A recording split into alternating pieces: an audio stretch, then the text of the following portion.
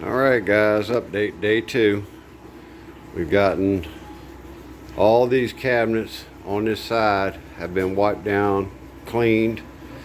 I've actually been using crud cutter. It is a degreaser and stain remover.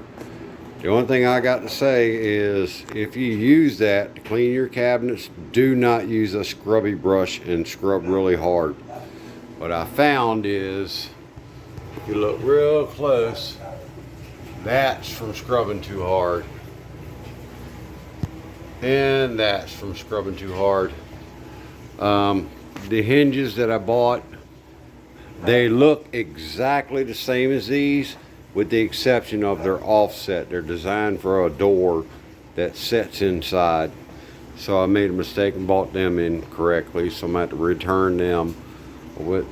My gosh, this has been painstaking cleaning all this up. Whoever painted this house, which they didn't do a very good job, as you can tell, they didn't care about overspray. There was this cabinet right here at the end of the wall.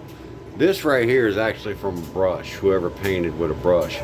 But they had overspray, was literally all over the cabinet door. Got all the knobs replaced on the bottom. I've been looking at the counters and debating. I had thought about doing the epoxy finish over the top, but these counters are actually delaminated. Let me get over here to the other one and I'll show you. I haven't cleaned this side. I don't know if you can see that. Let's see, get here where you can see maybe. You probably can't, but this stuff is popping up and down. I would literally have to take this stuff, lift it up, re-glue it, and go through all that. Honestly, I think I have about 28 square foot altogether, possibly 30 of countertop that we have to do. So I believe we're just going to go ahead and replace it.